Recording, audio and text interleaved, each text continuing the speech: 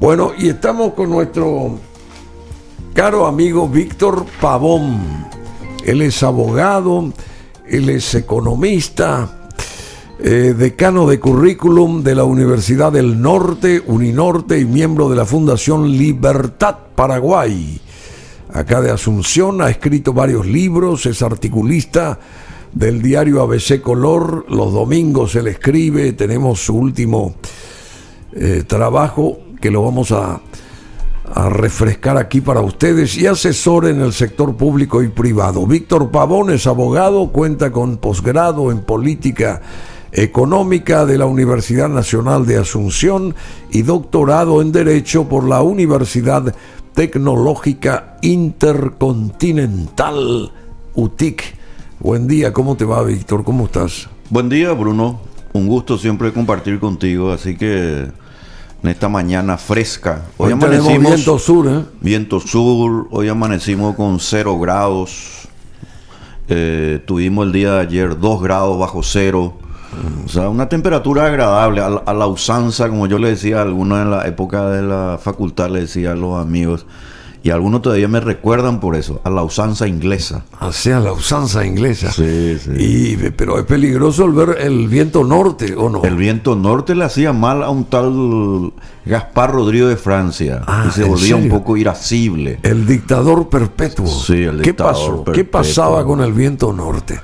Y le provocaba, parece ser, una suerte de modificación en su conducta, por el cual se volvía un tanto intolerante. Irascible, nervioso. De hecho, cualquier dictador tiene esa tendencia, ¿verdad? Como se cree dueño de la vida, la libertad y la propiedad de todos, desde luego se siente con las ínfulas precisamente de hacer lo que quiere y obviamente decirle a todos lo que él cree nomás que es la verdad absoluta. ¿Y hay dictadores cuando sopla el viento sur también o no? Y hay también, acá se sentaba en este caso a mi izquierda, debería estar a mi derecha, ¿verdad? Pero cuando llegué acá al estudio estaba acá Bruno ordenando como gran director, me parece bien, ¿verdad? O sea que es importante el orden. Yo creo que no puede sostenerse la libertad sin el orden. ¿Ah, sí? Claro. Pero antes de entrar en ese terreno que me apasiona, también me gusta mucho, porque vamos a hablar de Fernando de la Mora, así que a los compatriotas ciudadanos de la ciudad que está lindando con Asunción, mucha atención, porque vamos a contar parte de la historia de Fernando de la Mora, del por qué se llama la ciudad donde están ustedes Fernando de la Mora, un gran prócer, entre paréntesis. Bueno, esto de la Contraloría, Víctor Pavón, esto de la Contraloría, el informe final de la Contraloría respecto a Itaipú, porque nadie dejaba ingresar a la Contraloría ahí en Itaipú. Siempre se intentó revisar los famosos papeles y ese tipo de cosas, y al final, al parecer, Camilo Benítez Aldana y su gente pudo hacerlo, o pudieron hacerlo, y dieron un informe final. ¿Cuál es tu parecer al respecto? Y como estábamos hablando fuera de micrófono, Bruno, ocurre que Itaipú, cuando se llevó a cabo en carácter de una entidad jurídica binacional, se rige por un principio que es parte, digamos, del derecho positivo nacional e internacional, y que se explica en términos jurídicos a través de la figura del condominio. Es decir, condominio. Dos partes acuerdan llevar a cabo una actividad determinada, y desde luego las decisiones sobre el objeto sobre el cual ellos están de alguna manera teniendo la propiedad debe tener el consentimiento de la otra parte. Claro. Esa es la figura básica del condominio que se da, como sabemos, en el Código Civil, y es de carácter internacional. Muy bien. ¿Qué pasó con Itaipú? Pues con Itaipú lo que pasó fue que en un momento dado, y lamentablemente, para financiar a un lado del sector, en este caso brasileño, se elevaron las famosas deudas a tal punto que se llegó a justamente la Contraloría hoy dice que es de más de 4.000 millones de dólares. 136. Beneficiándole ¿a quién? beneficiándole a Brasil y a Electrobras. Al contraer esa deuda, uno quiere decir que obtuvo una suma de dinero. En consecuencia, esa deuda le benefició en su momento solamente a una de las partes. En este caso, al Estado brasileño y obviamente a Electrobras, que es la que compite, la digamos, empresa que forma dueña parte del 50%. Del 50%, que sería su par de la ANDE en Paraguay. Sí, en consecuencia... Pero ahí viene la cuestión fundamental. Se benefició a un lado en detrimento del otro. Claro, en detrimento de otro, rompiendo con ese principio jurídico del condominio del cual hablamos al comienzo. Que es una figura jurídica fundamental. Y otra cuestión muy fundamental. Sí. En el mismo Tratado de Itaipú se establece que los intereses que cada parte tienen que ser compartidos. En todo caso, si la deuda es compartida, y obviamente no hubo lo que se denomina la notificación o el reconocimiento, o al menos oficial por parte del Estado paraguayo, pues esa deuda es de carácter espurio. Espurio significa que no fue hecho de manera y convalidada de manera legítima. Es ilegal. Ahora bien, y ahí viene un tema de fondo, Bruno. Es ilegal y legítima porque el Estado paraguayo, al parecer, y ahí viene entre comillas, no se enteró de esa situación. Entonces la pregunta que tendríamos que hacernos todos los paraguayos es, señores, ¿cómo ustedes los representantes paraguayos no se enteraron de esto? Porque en la contabilidad, digamos, obviamente de la Itaipú, tiene que saltar esto. Puede estar de alguna manera escondido, pero lo que ahora la Contraloría General de la República demuestra es que esa es una deuda espuria que obviamente no lo debe pagar el Estado paraguayo, que es lo mismo el pueblo de nuestro país. Bueno, y acá dice, por ejemplo, confirmó la Contraloría que se violó el tratado, que hubo una elevada deuda ilícita, la cancelación debió concretarse entre el 2014 y 2016, dice. Pasaron ya 5 años del 2016, ¿verdad? 5 años más o menos, sí. Sí, claro. Bueno, y la cuenta espuria, como bien mencionabas, sube a 4.193 millones de dólares. Y del 2016 a hoy se siguió pagando. Claro, ¿Qué quiere decir? ¿A dónde fue a parar entonces el dinero? La deuda siguió creciendo porque, como toda deuda, se compone, como bien sabemos, de capital más los intereses. Sí, claro. Es decir, una suma de dinero que, de luego, que a nosotros, si le agregamos esos intereses, llega a esa estruendosa suma de más de 4.000 millones de dólares, que es básicamente una suma que es incompatible con el derecho. ¿Por qué incompatible con el derecho? Porque el beneficiado, en este caso concreto de esa suma de dinero, fue solamente una de las partes. Es decir, el Paraguay fue perjudicado.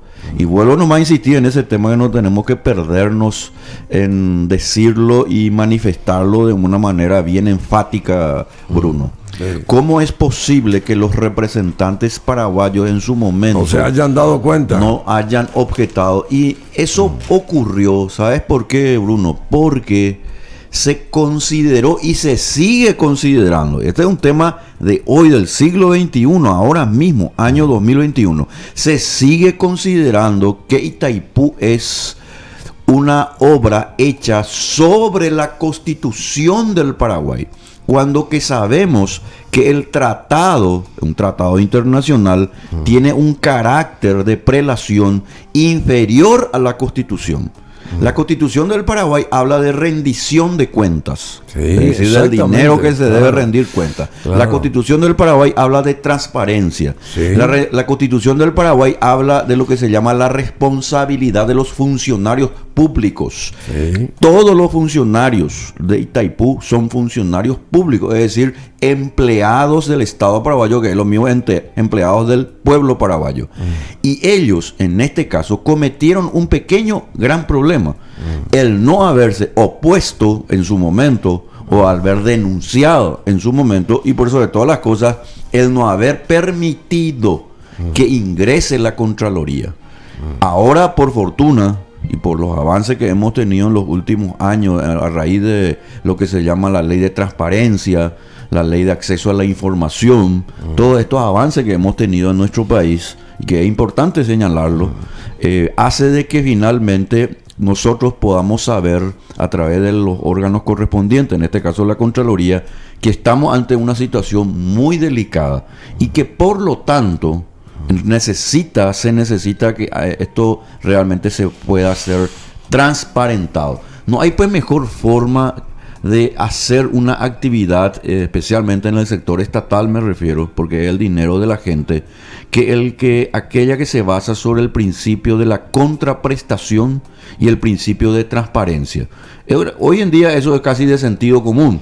No hay necesidad ni siquiera de haber terminado el colegio, que para saber que si yo le doy a una persona 100 guaraníes para que se vaya a comprar una empanada y resulta ser que la empanada sale 20 y no me da el vuelto, quiere decir que hay algo que no está bien.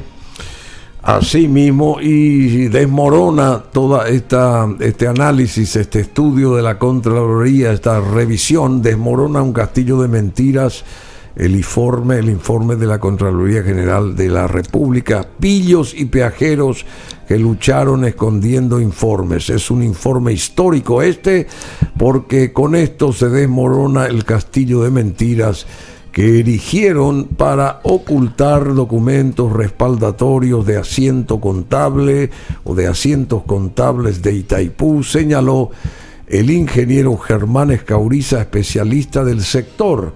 Y por otro lado, la diputada Katia González pide cárcel para los responsables de todo este desfalco de más de 4.000 millones de dólares. La pregunta es, ¿qué pasaba o qué sigue pasando desde el 2016 a esta parte, ya que se pagó supuestamente todo en el 2016? ¿Qué pasó después? ¿Seguimos pagando? ¿A dónde va a parar esa plata? Claro, porque la deuda siguió creciendo. Y como obviamente toda suma de dinero que no es pagada en tiempo y forma, tiene lo que se denomina un devengamiento de los intereses correspondientes. Eso hace que finalmente esto se convierta realmente en una suerte de bola de nieve que debe ser auditada, como ahora ya fue auditada, pero por sobre todas las cosas, acá nosotros tenemos que ver quiénes son los responsables. ¿Verdad? No porque uno quiera sencillamente tener un sentimiento de venganza, sino que tiene que haber un sentimiento de justicia.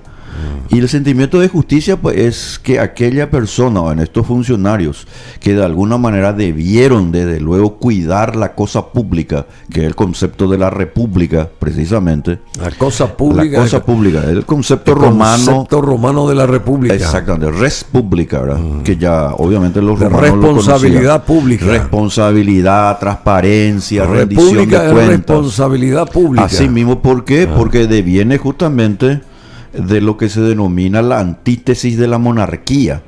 Esta gente que se enriqueció con el dinero del pueblo paraguayo eran y son una genuina monarquía que obviamente, como los antiguos monarcas detestables y corruptos desde luego, querían nomás alzarse con dinero sin dar ningún tipo de contraprestación y ningún tipo de rendición.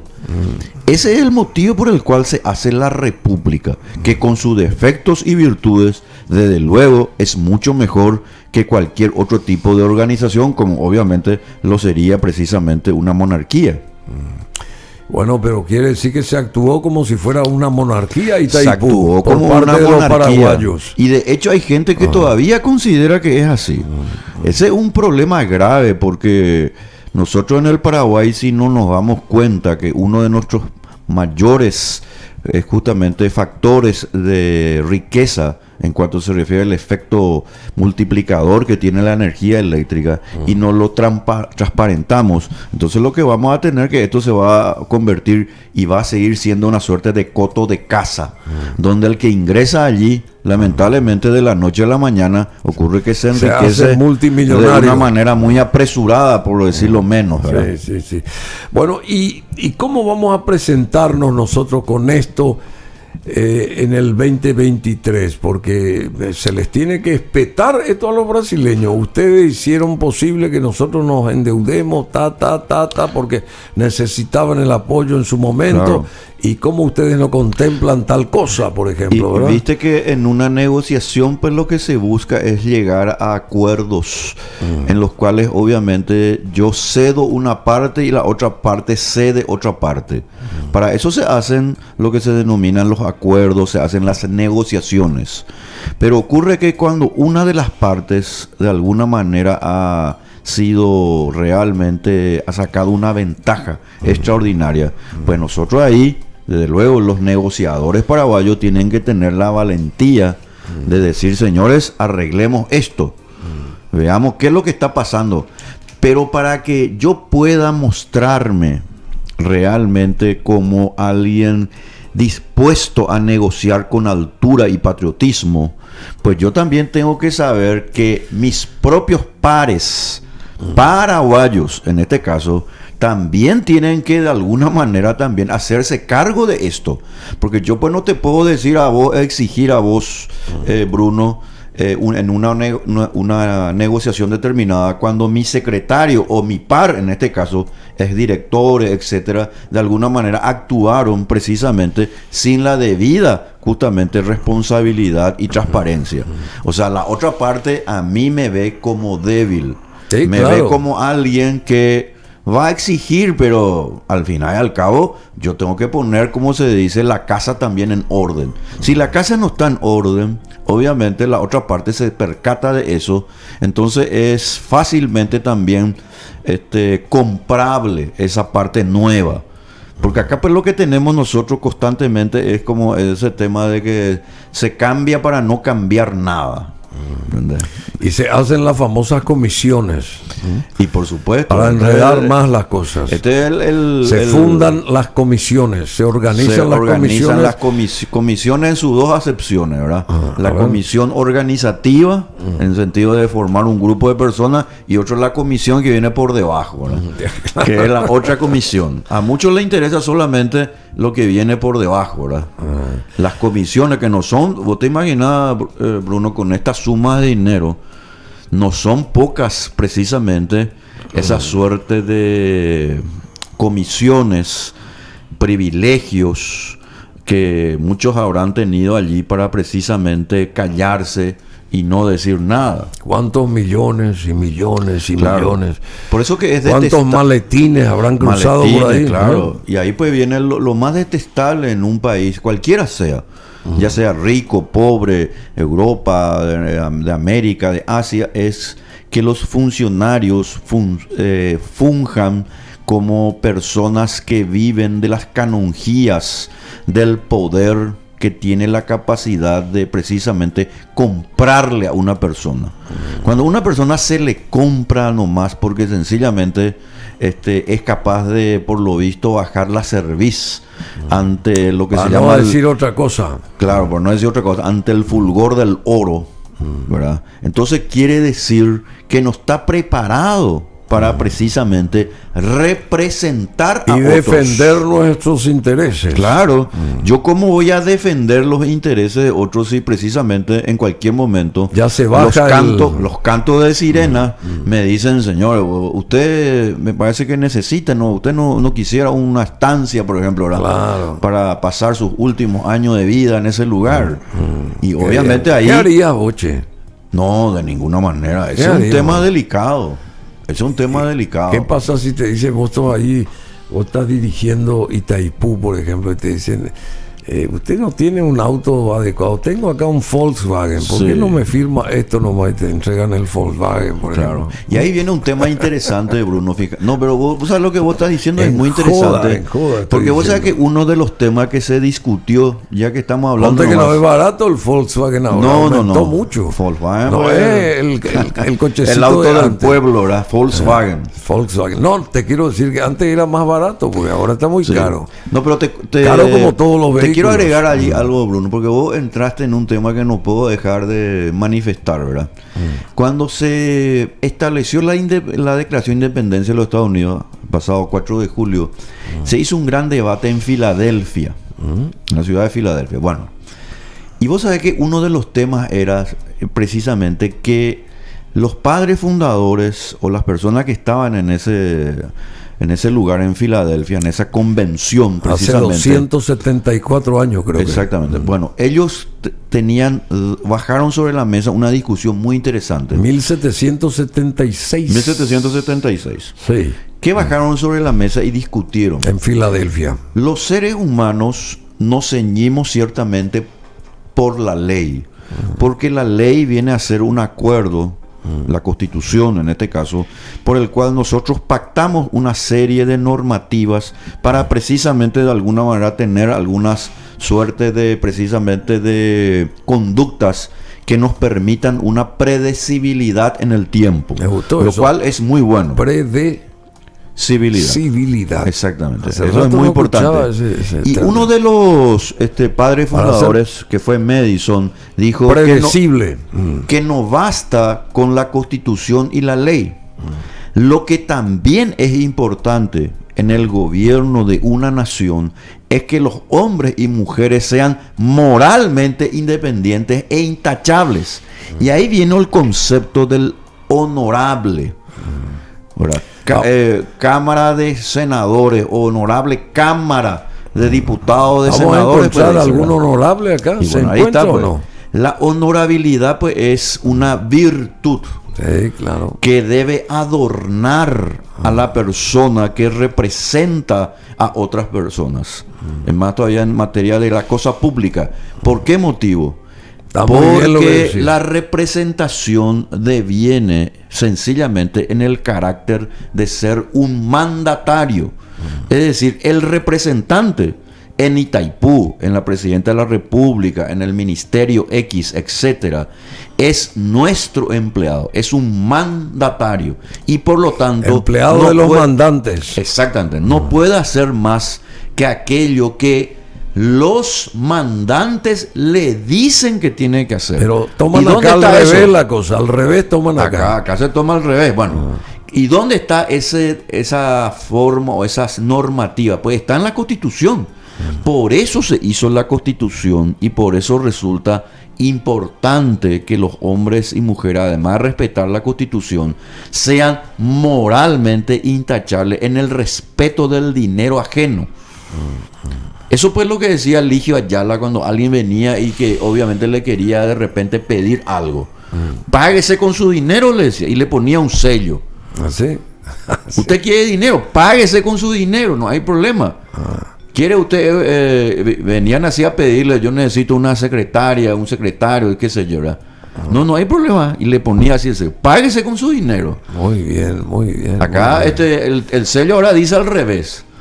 Páguese con el dinero de la gente. ¿Quiere 2 secretarias, 3 secretarios? Páguese con el dinero de la gente. Es al revés. ¿Por qué? Porque ya no se respeta el concepto precisamente de la república, el concepto del erario, el concepto de que el dinero que tiene el Estado no es del Estado. El Estado por sí no existe. Lo que existen son Es de personas... la gente, la ciudadanía. Claro, lo que existen son personas que ocasionalmente y por un tiempo determinado administran la cosa pública. Esa noción pues es lo que nosotros tenemos que rescatar Pero en acá el se Paraguay. desvirtuó hace rato eso. Claro, se ha desvirtuado porque Completamente. todos se creen igual que Luis XIV. Todos son l'état c'est moi, todos. El Estado soy yo. El Estado somos nosotros en el sentido de ellos. La cofradía ahí de personas de escasas luces e ignorantes que de luego su único propósito es enriquecerse a costa de los demás. Me gustó eso de escasas luces. De escasas luces. Bueno, brillante lo que decís, el análisis respecto al informe de la Contraloría y también para ocultar un poco más allá de lo que dice, lo que reza la Constitución y lo que todos nosotros tenemos que tener en cuenta, porque la Constitución está por encima de cualquier cosa. Itaipú está por debajo, ¿es así? Itaipú está por debajo. Cuestión que lamentablemente muchas personas, por precisamente no dar cuenta con referencia a la transparencia y rendición de cuentas, considera que Itaipú, por ser supranacional.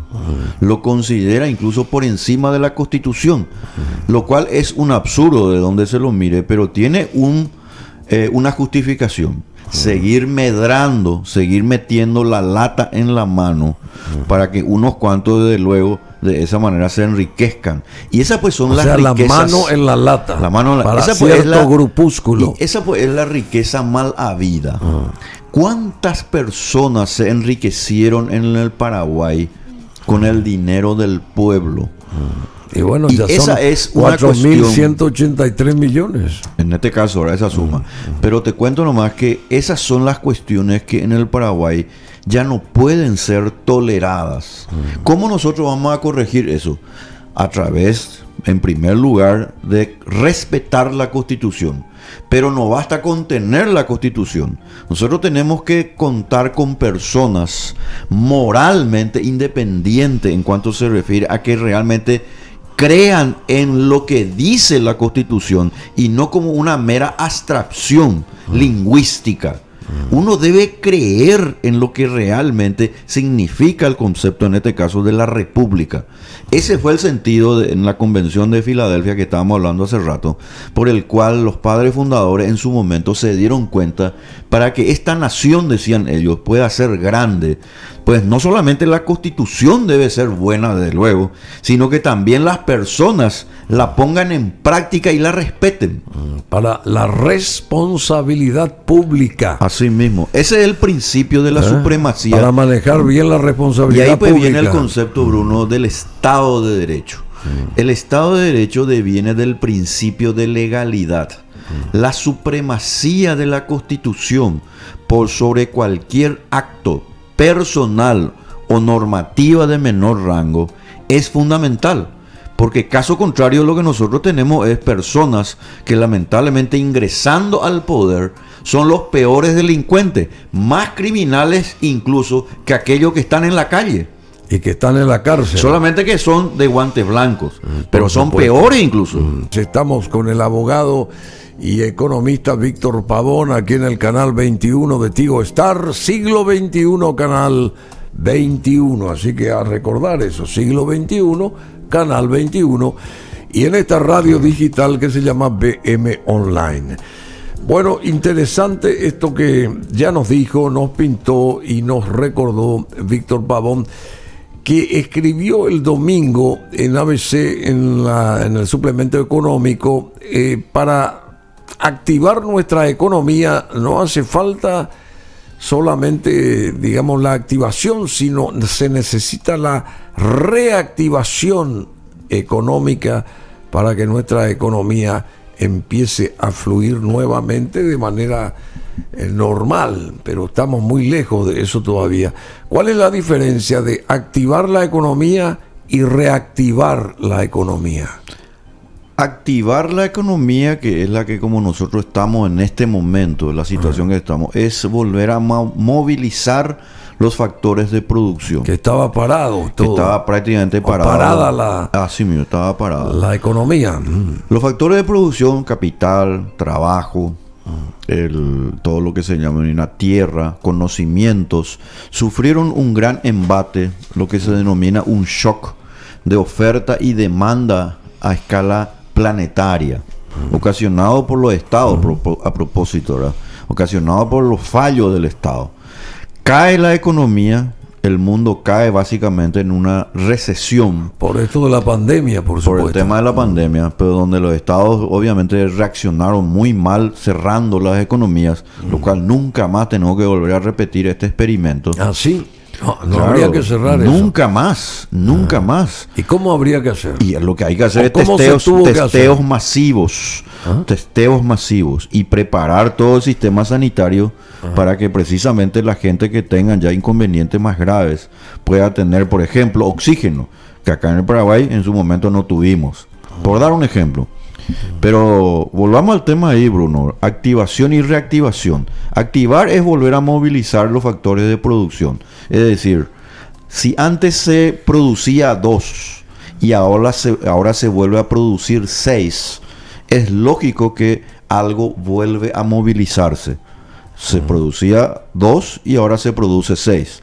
Pero ocurre que para reactivar, que significa la posibilidad de la que las personas puedan tener disponible mayores ahorros e inversión para crear empleos, comprar nuevas máquinas, aumentar lo que se denomina las mejoras en sus empresas, en sus familias. No basta con crecer o en esa activación del 2 al 4. Nosotros tenemos que ir del 2 al 8, del 2 al 10. Así. Reactivar, por lo tanto, significa que las personas van a tener ahora posibilidad de ahorrar e invertir. Y para ahorrar e invertir, el Producto Interno Bruto no puede, que es sinónimo justamente de la medición de la riqueza, no puede crecer nuevamente al 3,8, al 4%. ¿A cuánto tiene que crecer? Y tiene que crecer por lo menos al 7-8% anual, por lo menos durante 15 años, para que nosotros tengamos mínimo 15 años, para que nosotros más o menos podamos decir que empezamos a irnos al desarrollo. A subir la cuesta. A subir la cuesta.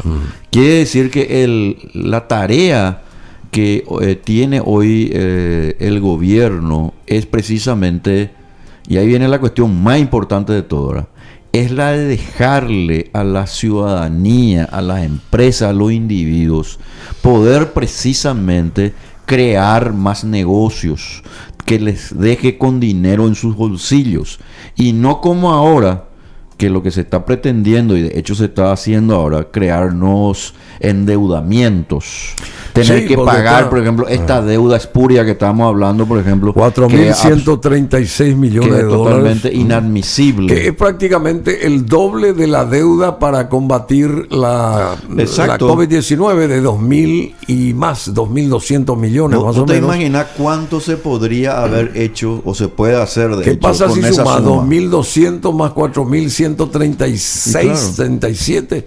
Sumar la cantidad nomás que es ahí, sumando estas dos cifras. Y son sumas multimillonarias. Qué bárbaro. Entonces, la recuperación económica no deviene, y esta es la clave, lo fundamental, no deviene de lo que el Estado debe seguir haciendo, sino que de lo que el Estado debe hacer y lo que no está haciendo ahora. El Estado paraguayo es un Estado fallido. Y no porque el pueblo paraguayo sea fallido o sea haragán. Es porque los gobernantes tienen ideas equivocadas. O no tienen idea. O no tienen la idea. Entonces no nosotros giramos ideas en un círculo perverso y vicioso. Y ahora en donde creemos que para poder crecer la economía, creemos que tenemos que aumentar los impuestos, aumentar los endeudamientos y aumentar la burocracia. Y ahora quieren endeudarnos por 365 y ahora se viene un nuevo millones más todavía. Porque se está entrando en saldo rojo. Sí. Y cualquiera sabe que cuando hay saldo rojo es porque los ingresos ya no son suficientes para de alguna manera pagar los egresos. Eso es una cuestión básica de contabilidad que también se da obviamente en las finanzas. Cuando eso ocurre, ¿qué es lo que primero hace una empresa privada? La empresa privada lo que trata es precisamente de corregir algunos gastos, algunos costos, con los cuales podría de alguna manera en un momento determinado, por un plazo determinado, decir, yo no voy a seguir con estos tipos de gastos, con estos tipos precisamente de formas de costos. Entonces yo me achico. Si antes gastaba 100, ahora tengo que gastar 60. En el Estado esa lógica no se da. No se da porque los intereses que tienen los gobernantes, y más todavía en época electoral, no es la de achicar precisamente los gastos y los costos, sino que aumentar los gastos y los costos para que las otras personas, es decir, el empresario, el pequeño y mediano empresario, el grande empresario, ese hombre y mujer común de la calle, siga nomás pagando toda esta fanfarria, toda esta festichola que hacen los políticos en nombre supuestamente de la gente, lo cual es algo obviamente un absurdo, una gran injusticia y algo que ya no hay que permitir. En el Paraguay nosotros tenemos que estar preparados para decirle al gobierno: no más impuestos. No más impuestos, justamente. Hay mucha inflación ahora y también el 60% de nuestra población está, digamos, ¿cómo que se dice? Informal. Es informal, el Sí, 60%. Claro. O sea, de 10 paraguayos, 6 son informales. Así mismo. ¿Es así? Así mismo, Bruno. Esos son datos que se Pero es pueden una cantidad corroborar enorme, fácilmente. es mucho. Y es una situación un que monto muy... tiene una explicación y tiene una solución. La explicación es muy sencilla. Los costos que se le dan a la gente para volverse precisamente formales son muy altos. Por ejemplo, para el mercado laboral. Para el mercado laboral, el costo de la formalización es del 25%. Es mucho. Es decir, 9% para el trabajador, 16% para el empleador. Eso es típico de los países latinoamericanos, que creen nomás que al elevar el costo, lo que vamos a hacer es precisamente crear más formalidad. O al contrario, vos elevas el costo y lo que crea es más informalidad. Claro, porque esta gente... No hay dinero. No tiene la productividad, no tiene el conocimiento, no tiene la preparación, no tiene la experiencia laboral. Más todavía en los países donde hay mucha gente joven, no puede sortear un costo cada vez más alto. Es una vara muy alta. Entonces llega acá y choca contra esta muralla. Nosotros tenemos que reducir el costo, el alto de esta muralla, para que toda esta masa de gente ingrese a la formalidad. Esa gente de la SET tiene que tomar clase contigo. Y debería tomar clase, pero el ACET es un órgano más bien ejecutivo que obedece órdenes de los políticos. Bueno. El problema nuestro, Bruno, no es la SET, que luego responde también lamentablemente a ideas muchas veces equivocadas. El problema son los que tienen que decidir qué hace la SET, qué hace el Ministerio de Hacienda.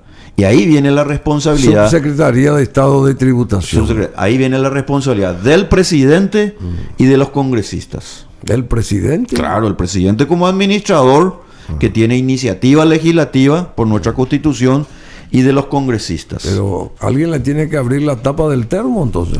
Y lógico, ellos viven en un termo porque creen que pueden tapar el sol con un dedo. Bueno, antes de que concluya nuestra charla tan amena y aleccionadora, didáctica por parte de Víctor Pavón, en este caso, porque él es el que nos mueve y nos... No, pues yo me alegro mucho de esta tertulia que tenemos contigo siempre. Pero nos enseñás pues mucho. Decime una cosa, hablábamos de Fernando de la Mora y hay un movimiento Libertad y República que recuerda hoy uno de los documentos fundamentales de este señor, la nota del 20 de julio de 1811, redactada la misma por Fernando de la Mora. Y el movimiento Libertad y República es un movimiento político que necesita, un movimiento y partido político que necesitan de bases fundacionales sólidas, basadas en la historia, la filosofía, la economía y la política. El nuestro lo tiene, no es para los débiles de espíritu ni para aquellos advenedizos. Nuestro movimiento, el que lidera acá el señor Víctor Pavón, tiene sus raíces profundas para que el árbol de la libertad pueda sostenerse en el tiempo y llegue a las nuevas generaciones, los que ahora tienen menos de 20 años de edad. Esa gente de 20 años, a ver, ¿qué le decís vos de todo este movimiento Libertad y República y de Fernando de la Mora en este caso? Y les decimos lo siguiente, Bruno, que el Paraguay... Y la nota del 20 de julio de 1811. El Paraguay, cuando se independizó el 14 y 15 de mayo de 1811, tuvo inmediatamente dos tendencias, una tendencia positiva y una tendencia negativa. La nota del 20 de julio ingresa dentro de las tendencias positivas que tuvo el Paraguay, porque fue redactada por el líder intelectual que tuvo el Paraguay en aquel momento, Fernando de la Mora. Y en esa nota del 20 de julio le decimos nosotros los paraguayos a Buenos Aires Porque la nota líder intelectual fue. Líder intelectual. Fernando de la Mora. Fernando de la Mora, ¿verdad? Le decimos nosotros en esa nota a Buenos Aires que el Paraguay puede autogobernarse, que el Paraguay se constituye en una nación libre e independiente y que para tal efecto la nota del 20 de julio establece la necesidad de establecer el comercio internacional a través, por supuesto, ¿verdad?, de lo que serían los ríos Paraguay y Paraná, de libre acceso al mar, y para este modo el Paraguay convertirse dentro, obviamente, de lo que se denomina el marco de la independencia que se venía en aquellos años, en la luz de lo que sería después y lo que debería haber sido, ¿verdad?, una sociedad basada en la libertad y la república. Es Bueno, decir, después vino Francia y cerró lamentablemente Paraguay. la tendencia contraria, que es la mala, la contraria a Fernando de la Mora, que estaba La lamentablemente tendencia del dictador Francia. que era en ese entonces Cerrar del nuestros- señor José Gaspar Rodríguez de Francia, era De precisamente Francia, sí, cerrar porque nuestras era portugués. fronteras. Sí, portugués. Claro. Cerrar nuestras fronteras. Y se inició una campaña en contra de esta tendencia correcta que había establecido Fernando de la Mora. Y el Paraguay, en lugar de abrirse al mundo y constituirse en una república en libertad, desde luego, lo que hizo fue cerrarse y practicar la autarquía, es decir, lo que se denomina el autoabastecimiento, y dar el poder a una sola persona, lo cual es sencillamente la rememoración, pero una tragedia fue que precisamente habiendo salido de la monarquía nosotros le designemos, o sea, no nosotros, sino que se imponga un nuevo tipo de gobierno que era precisamente la dictadura. Es como saltar de la sartén al fuego. Y bueno, más o menos lo que pasaba en Itaipú, hasta que vino la Contraloría y abrió, Exactamente, es algo similar. desencadenó, ¿cómo se llama? Abrió el candado. El poder omnímodo de una sola persona, y es una cuestión que ya los liberales clásicos, el pensamiento de los liberales clásicos siempre advirtió. El poder concentrado en pocas manos tiende inexorablemente a ser corrupto. Eso decía Lord Acton ya, uno de los grandes teóricos justamente de la filosofía de la libertad, porque el poder tiende a corromper a las personas, y más todavía cuando el poder desde luego se concentra en una sola persona, como desde luego es la figura de la dictadura. Es la dictadura que, por ejemplo, algunos aquí alaban la dictadura cubana, por ejemplo. Esa es una dictadura. Y acá algunos pseudodemócratas, que de luego no lo son, alaban. Ahí está el Están Papa, ahí por en el ejemplo. Congreso. Nuestro Papa, ¿verdad? Que no es mi Papa, pero porque no me representa. ¿Por qué no te representa? Bergoglio es un Papa de tendencia comunista.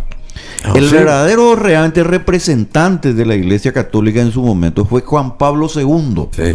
Juan Pablo II sí fue una persona que impulsó la Aperturista. caída del comunismo, y lo hizo con un tal Ronald Reagan, ¿verdad? Sí. Que realmente impulsó la caída del comunismo, porque Karol Wojtyła, el Juan Pablo II, sabía en carne propia el oprobio, la miseria y muerte que trae el comunismo. Pero este nuevo papa, Venía de Polonia, el justamente. cardenal Bergoglio, convertido en papa, lamentablemente, como tiene una tendencia neocomunista, no dice nada justamente en favor del pueblo cubano, sino que al contrario, el propio pueblo cubano se ha manifestado diciendo que es el papa de los comunistas, no el papa del pueblo, no el papa de los feligreses. Así, che. Bueno, muy fuerte lo que está diciendo. Pero es sencillamente la verdad. Los hechos lo prueban. Lo que pasa es que no ¿Por se qué? puede... Porque se entrevistó con Fidel Castro, ¿o estás No, es diciendo que eso? solamente se entrevistó con Fidel Castro. Sus declaraciones dicen así. Por ejemplo, este papa, por ejemplo, dice que la propiedad privada es una cuestión secundaria, dice. No es un derecho del ser humano.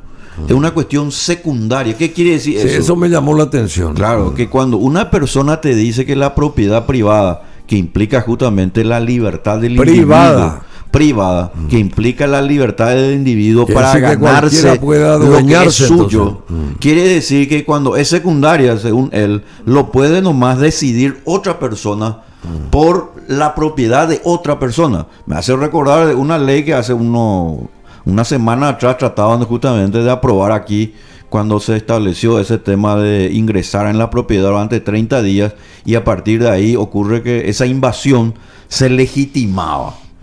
Esa es una perversión del derecho, una perversión de la justicia. ¿Vos no querrías una audiencia ahí con el Papa Francisco? No, yo me hubiera gustado hablar con Carlos Utila, Juan sí. Pablo II. Porque yo leí, y yo creo que hay que recomendar esto, porque tu programa es también educativo, de luego, Bruno. Sí. Es la encíclica Centésimo Annus, Sí. que escribió justamente Carlos Utila, Juan Pablo II, que es una obra literaria, escrito de una manera extraordinaria, por supuesto, ¿verdad? Pero de profundo contenido moral. Profundo contenido moral, Fue profundo un gran contenido, Papa Juan Pablo II. claro, de principios, en donde él justamente establece la necesidad de la sociedad libre basada en valores y en principios. Esa es la iglesia que realmente nosotros querríamos tener hoy en día, y que hoy obviamente no se tiene, dado que su propia cabeza precisamente lo que hace es llevar la misma serpiente. Las mismas, pero tan así lo calificaba al Y Papa. claro, es una La suerte de misma 666. serpiente, ¿no? 666. Una suerte de medusa, ¿te parece? Sí, una especie así es. Bueno, ¿y cuál va a ser tu artículo Perjudicial. del domingo? A ver, tu Y artículo tengo del que ir domingo. pensando qué puede ser. Hay varios temas.